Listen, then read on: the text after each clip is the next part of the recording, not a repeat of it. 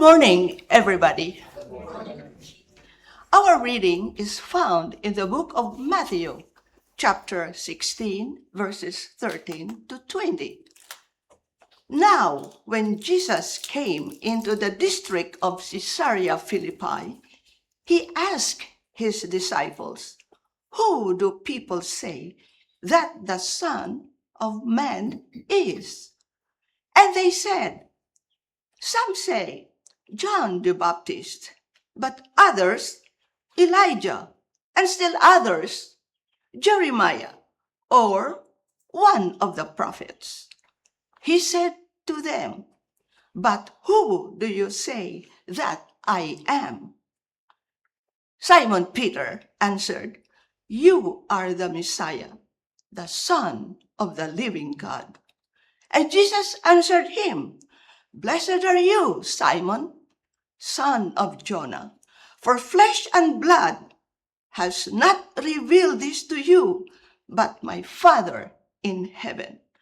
And I tell you, you are Peter, and on this rock I will build my church, and the gates of Hades will not prevail against it.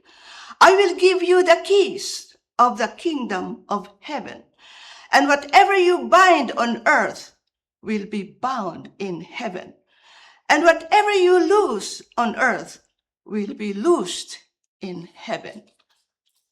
Then he sternly ordered the disciples not to tell anyone that he was the Messiah. And this is the word of the Lord. Thanks be to God.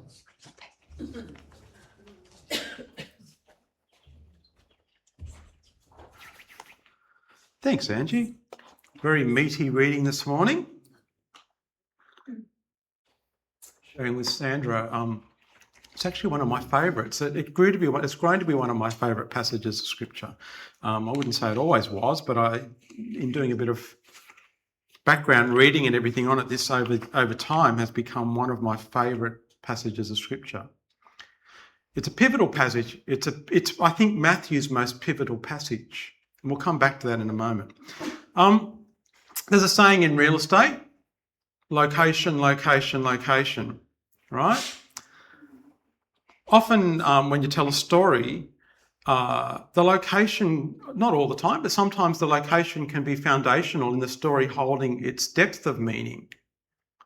Stories have meaning, whether you tell them with location in mind or not. I mean, I could talk about the mountains, or I could talk about the Blue Mountains. I could talk about being in Katoomba, but if I don't mention the Three Sisters, then I'm kind of missing something, aren't I?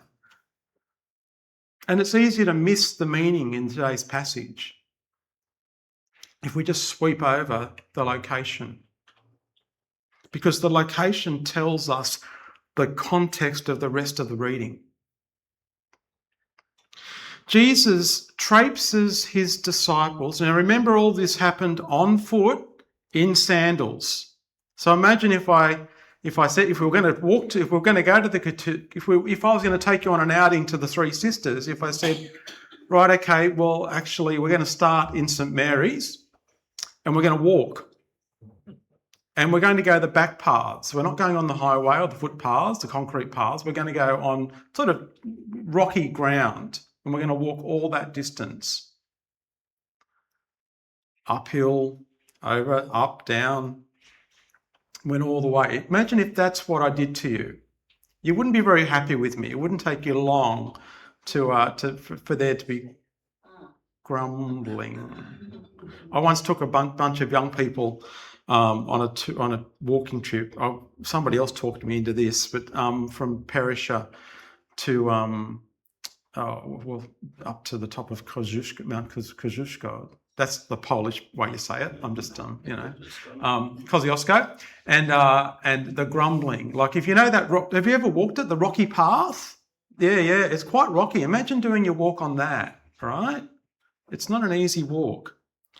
A lot of grumbling. So Jesus traipses the disciples 60 k's north of Galilee. 60 kilometres they walk.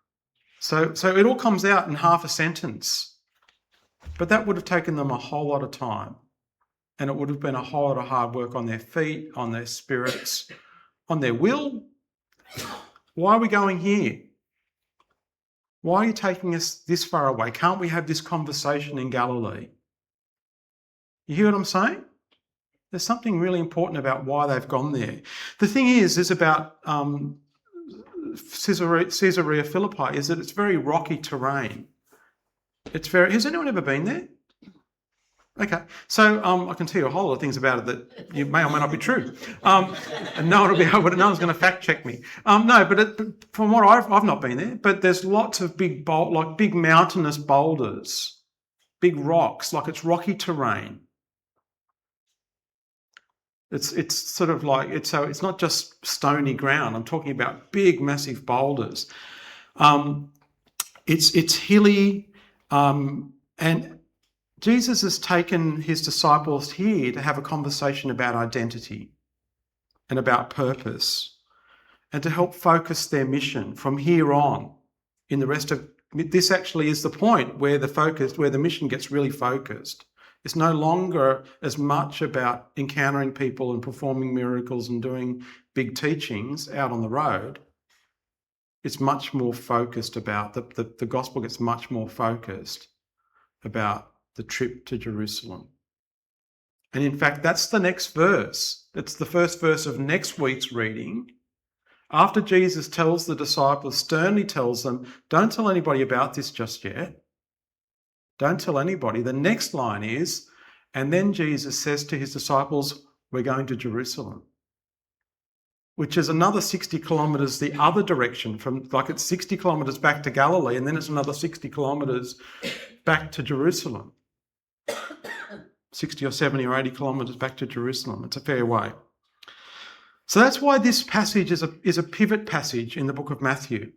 It's geographically a pivot passage. They don't get any further away in the outer reaches of the stories of the Gospels. This is as far as away geographically as they get.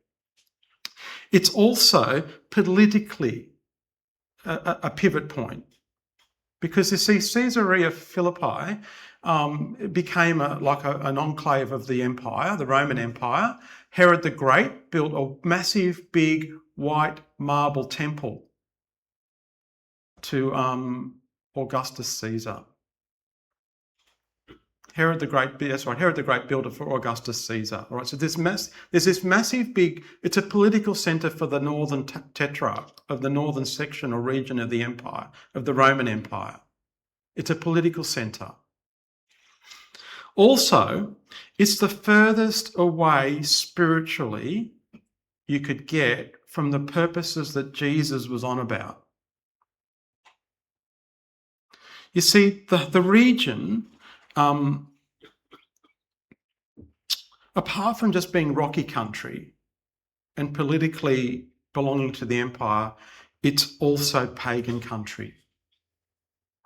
So when I talked about there being big boulders, in Jesus' time, whenever you went there, if you went to Caesarea Philippi, there's a plethora, it's a polytheistic kind of way of being, lots of gods, not one God. That's why the big line in there about you are the Messiah, the Son of the living God, is so important in the passage, because what Peter is confessing is that Jesus belongs to the one God. Not many gods, he's not one God amongst many, but the one God that stands out. That's what Peter's saying. That's the confession. You belong, you're the son of the one God. So Caesarea Philippi's got all these big rocks and boulders with lots of temples, monuments, all these kind of icons to the gods, all the different gods. That's what when I say it's a polytheistic way of understanding life. You know, you kind of you pay homage to particular gods based on particular things going on in your life. That's where you made your offering. So there's all these monuments, all these temples. So when Jesus takes his disciples there, he's in country that's very different. There's not just one temple that you go to on Sabbath. there's all these different monuments. Do you understand what I'm saying here? And all these different rocks and boulders have got monuments and statues and temples on them. Caesarea Philippi is also home to this particular cave. And again, you can fact check me if you like. Because I know when this line comes up about the gates of Hades, that I know it sometimes gets interpreted in some scriptures as the gates of hell. That's a misinterpretation. And it takes away the literal understanding of a real place that Jesus was probably standing pretty close to or in front of, or they had visited or been to when he makes this particular statement.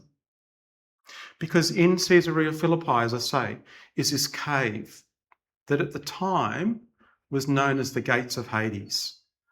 Now, Hades, the gates of Hades, in the Greek means unknown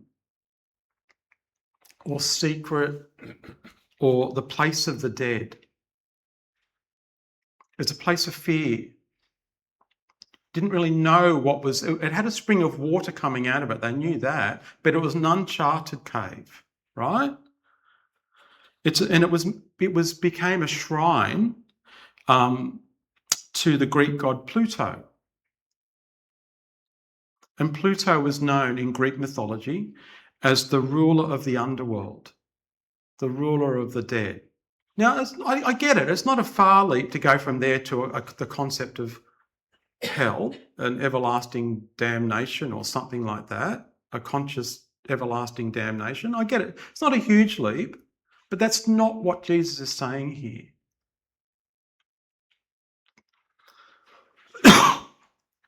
So there's this cave, this shrine, and whether you have to presume that they knew it was there, right?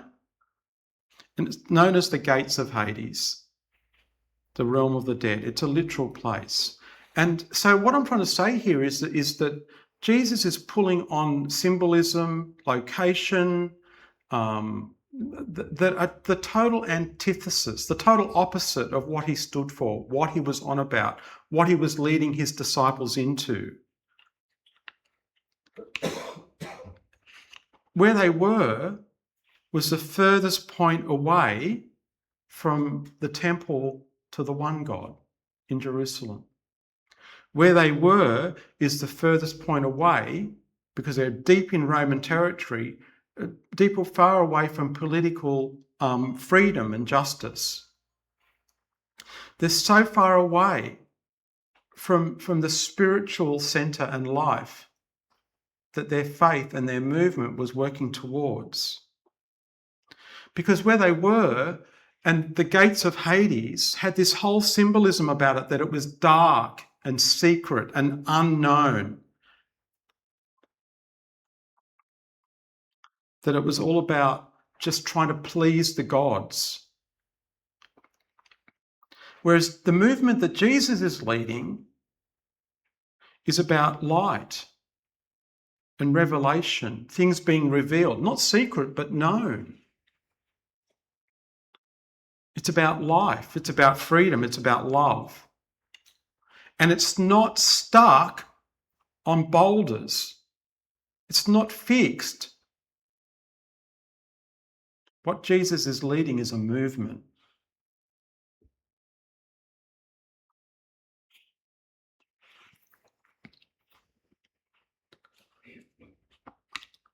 Now, there is a part of this passage where you might say, well, Jesus does want things kept secret.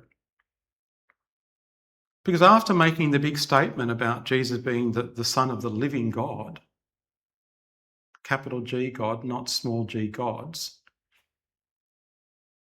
Jesus says to them, don't tell people. Gives them a stern warning. It's called the Messianic secret. You can look it up yourself. It's this idea of the Messianic, like the Messiahship of Jesus is kept under wraps. And there's a few different theories around about it. I get that. in this particular way, I certainly get this sense that Jesus is trying to say to his disciples, if we've got a long way to go to get to Jerusalem, and if I start making that journey, or we start making that journey, being loud and out about the fact that I am the Messiah, I am the one, I'm the Son of, like, this is who I am, this is my identity, we're not going to make it to Jerusalem. Jerusalem's the goal. And if I start making these sort of claims, or this sort of stuff starts to be said about me, we won't make it there. The Roman Empire, as you remember, one of the other pivot points of Matthew's Gospel is the beheading of John the Baptist. And I rather suspect Jesus didn't want to end up the same way, that he wanted to get to Jerusalem. He wanted to be able to confront power in Jerusalem. So I rather suspect that's why he says to disciples, just keep it on the down low for now. It'll come out eventually. It's going to come out.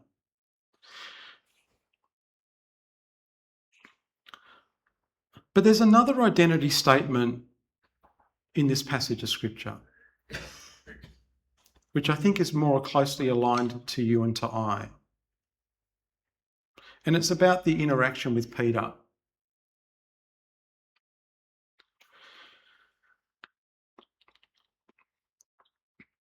Because standing there, making the statement to Peter, after Peter makes the confession about Jesus, Jesus turns to Peter and says, on this rock I will build my church.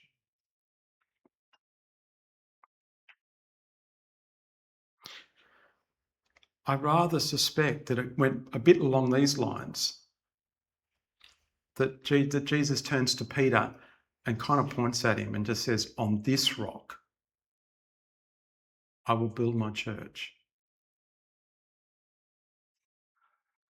And the difference is that all around them were all these monuments stuck on rocks, all these temples built on rocks, stuck in one place. And I rather suspect that what Jesus is saying is that the rock that I'm building on is not about stone. It's not about wood. The temple that I'm building, the movement, what I'm building, the following that I'm building is based on movement. It's on people. It travels, it moves. It's got life about it. It's not stuck in one place. I rather suspect that that's the distinction that Jesus is drawing here, is that rather than being a fixed temple, it's a moving feast. Does that make sense? Yeah. That the following of Jesus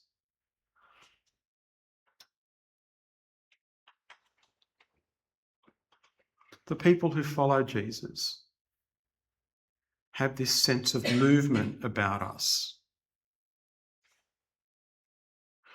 Now, I'm about to say a couple of things that are a little bit difficult, but because the word that we've interpreted as church, I actually think we've colonised the word.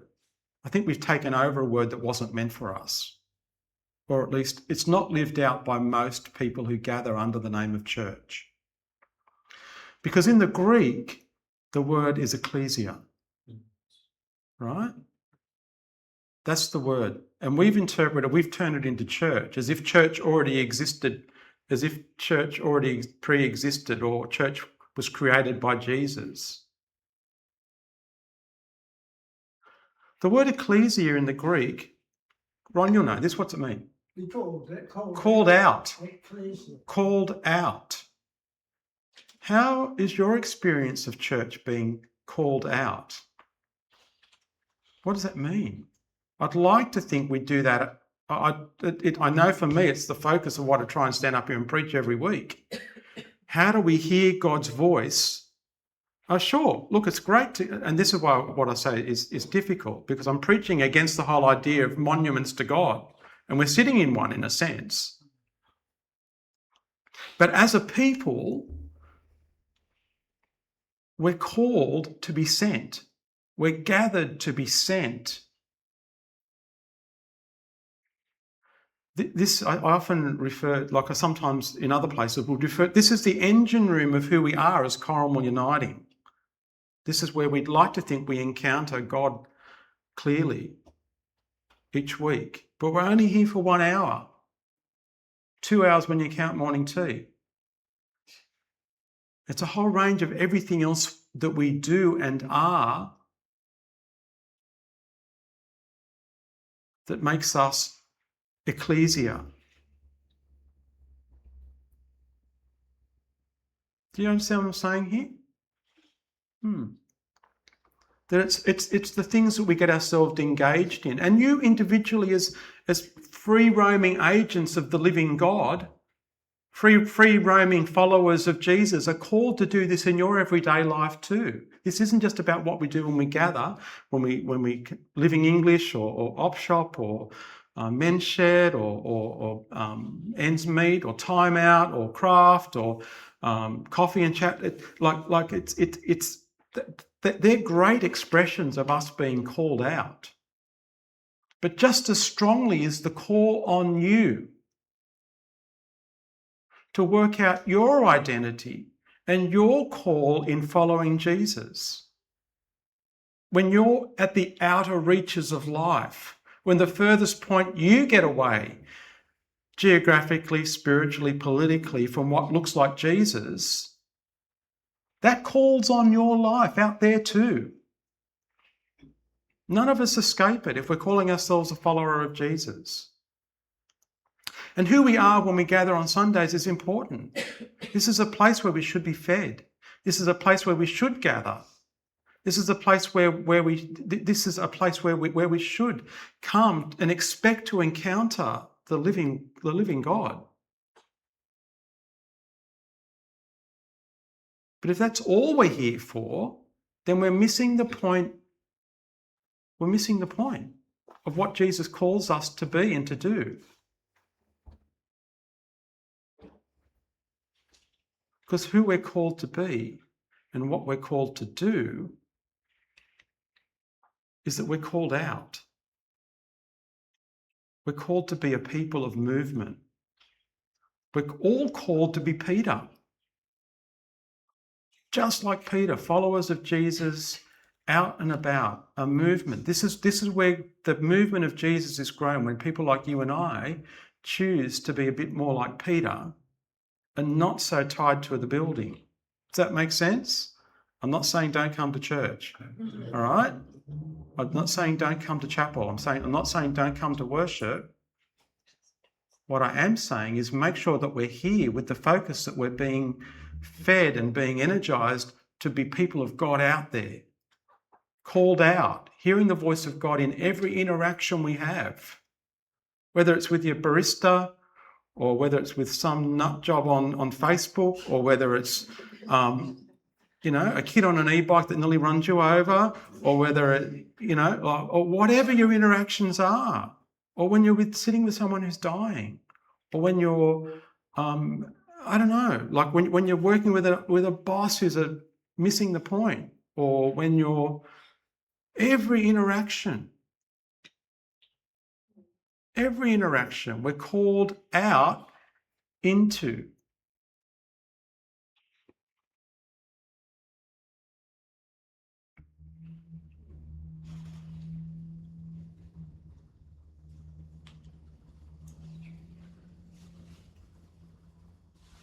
The beauty of the passage is the promise that when we order our lives, when we choose our identity to be aligned with the living God, with the Son of the living God, when we choose to follow in the way of Jesus, when we choose that way, when we choose to let the Spirit lead and guide and send us and accompany us on the way, nothing will overcome us. Nothing will prevail against us. Not political power, not spiritual power. Nothing will overcome us. Nothing will overcome you.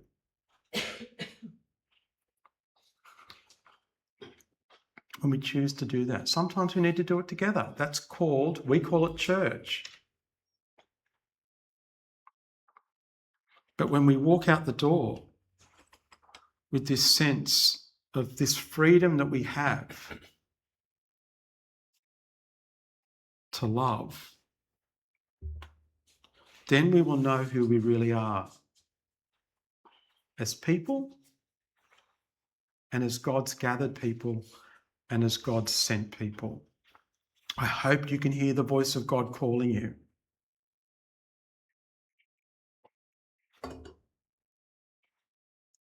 I hope you can hear the voice of God calling you.